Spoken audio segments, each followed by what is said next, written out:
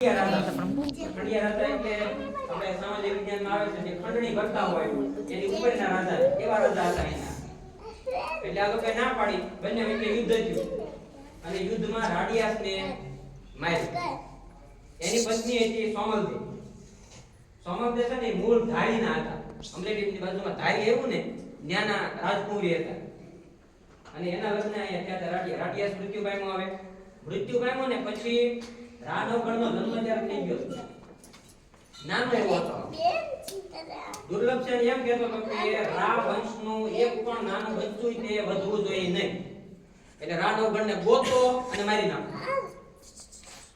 પણ સોમલદેવ છે એ નાના એવા બાળકને લઈ અને જુનાગઢ થી ત્યારે વેશ પલટો કરી એને એક કેવું નામ વડારણ, એનું નામ વાલબાઈ વડારણ છે ને એનો સાથ લઈ અને એ અહીંથી નીકળી ગયા નવગણને લઈ અને એ સીધા પહોંચ્યા ક્યાં? દેવાયત બોદર નામના આહિર હતા.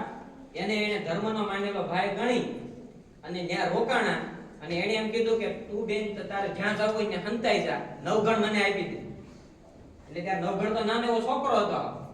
નવગણ એને હાંચવો અને એને મોટો કર્યો એટલે કેવી રીતે મોટો કર્યો? એને પોતાની હગી છોકરી હોત હતી જાહર, પણ જાહરને એક બાજુ મૂકી દીધી અને આને મોટો કર્યો, કારણ કે આ તો જુનાગઢનો રાજા, એટલે હવે પછી મોટો થાય ને તો જીવી જાય તો જુનાગઢનો રાજા થવાનો હતો, એટલે આને મોટો કરવો ફરજિયાત હતો. એટલે એને એના રાજાને મોટો કર્યો. સોલંકી વંશી છે ને હક લેવા દેતા નહોતા. એને એમ કીધું કે રાનવગણ ક્યાંક છે ને હંતાડેલો છે, ગમે એમ કરીને એના સૈનિકોને આદેશ કરો ગોતી આવો. આના ભાઈએ આપણે આ જ્યાં રોકાણ હતો ને દેવાયત બોદરના ઘરે, એના નાના ભાઈએ ફૂટી ગયો. નાનો ભાઈ એને સમાચાર મોકલી દીધા કે તમે જેના તમારો દુશ્મન છે ને નવગણ, એ તમને ખબર એ નથી, મારા ભાઈના ઘરે મોટો થાય છે. ત્યારે 11 વર્ષનો હતો, થઈ ગયો તો મોટો એટલો. ઈ કે એવું હોય જ નહીં, ખોટું છે ને આમ ને એમ બધું થોડું ચલાવ્યું. પણ ઈ કે એમ હું ન માનું. તો ઈ જે છે તમારા ઘરે ઈ કોણ છે?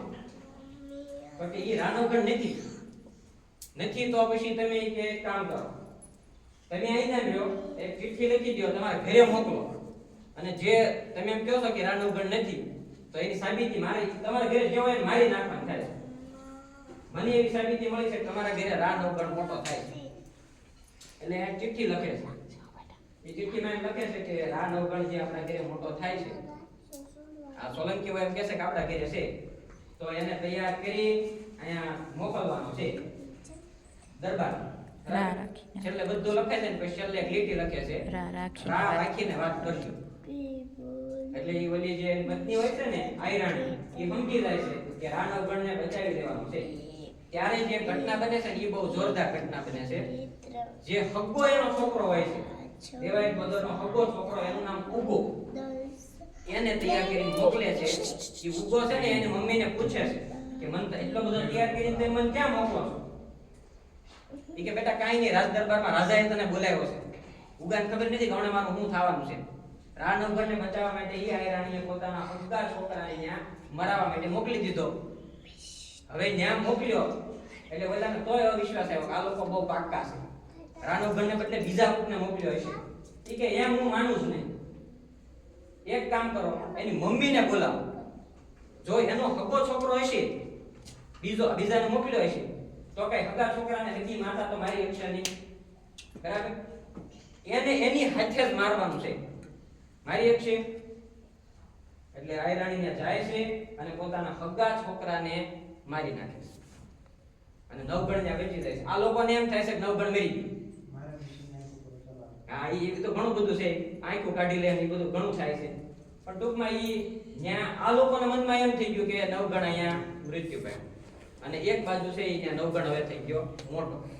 એની બેન જે હતી ધર્મની માન્યની બેન થાય ને જાહર, એ મોટી થઈ, બે મોટા થાય છે. હવે રાનવગણ છે એ રાજા બની કે એટલી તાકાત ધરાવતો યુવાન થઈ ગયો હતો. એટલે દેવાયત બોદરને એમ થયું હવે એની ગાદી આપણે બેહાડી દઈએ, જુનાગઢ ઉપર આક્રમણ કરે છે બધા ભેગા થઈ અને જુનાગઢની ગાદી જીતી લેશે. અહીં એક નગારું છે ગિરનાર પર્વત ઉપર, એ નગારું જ્યારે વાગે ને ત્યારે શું કહેવાય રાજ પલટો થાય, રાજા ફરી જાય. નવગણ રાજા બને છે ને પછી એની તલવાર છે ને, નવગણની તલવાર યુદ્ધ કરતા કરતા એના જે પાલક પિતા હતા ને દેવાય કોદર એને લાગી જાય અને એના મૃત્યુ પામે છે. વચ્ચે એક વાત હું ભૂલી ગયો, આહિરના ઘરે રોકાણ હતા ને, આ નવગણ મોટો થયો ને એના બધી જે વાત બની ને એમાં એનો સગો છોકરો આહિરે ગુમાયો ઉગો. તે દિવસથી આહિરો છે ને એ કાયમીના માટે શોક મનાવે છે અને તમામ આહિરોની સ્ત્રીઓ છે ને એ આજીવન લગભગ કાળા કપડા પહેરે છે. એનું કારણ એ છે કે આજીવન શોક મનાવે છે કે અમે અમારા રાજાના રક્ષણ માટે અમે અમારો છોકરો ગુમાવ્યો છે. બરાબર, એ એક વાત છે. પછી એક ટૂંકમાં વાત કરીએ તો બહુ લાંબી થાય. જાહલના લગ્ન થાય છે. જાહલને સિંધ કઈક આમ કાપડામાં દેવા માટે નવગણ કહે છે કે તારે શું જોઈએ ભેટ મારા તરફથી એમ. એટલે કે બેન કહે છે કે મારે કઈ જોતું નથી, મારે જ્યારે જરૂર પડશે ત્યારે હું તને કહીશ, કાંઈ વાંધો નહીં. જાહલને મોકલી દે છે સાસરે. પછી એક એવી વાત બને છે કે ત્યાં દુકાળ પડે છે એના દેશમાં અને એ પાછા પાકિસ્તાન બાજુ સિંધ બાજુ જાય છે અને ત્યારે સુમરા નામનો એક રાજા હતો ત્યાં અને ઈ એને એમ કહે છે કે તું મારી સાથે લગ્ન કરી લે. જાહલને એમ કહે છે. પછી જાહલ કહે છે કે મારે તો વ્રત છે અઠવાડિયાનું, એ વ્રત પૂરું થાય ને પછી હું તમારી સાથે રાજી ખુશીથી લગ્ન કરીશ. ત્યાં સુધી મેં એના ઘરવાળાને કહે છે હું આ ચિઠ્ઠી લખી દઉં, જુનાગઢનો રાજા મારો ભાઈ રાનવગણ છે ને એ જરૂર મને અહીંયા યુદ્ધ કરીને લઈ જાય અને મારી સુમરાને મારી લઈ જાય છે વિશ્વાસ હતો. અને એને એવી રીતના ચિઠ્ઠી લખી રાખી. એ ચિઠ્ઠી અહીંયા આવે છે, રાનવગણ ચિઠ્ઠી વાંચે છે. ટૂંક સમયમાં અહીંયા પહોંચવાનું હતું, પહોંચાય કેમ? વચ્ચે દરિયો. હવે ઈ પહોંચવા માટે એનું આખું સૈન્ય તૈયાર કરે છે રાનવગણ અને એને વરુડી માતા મળે છે.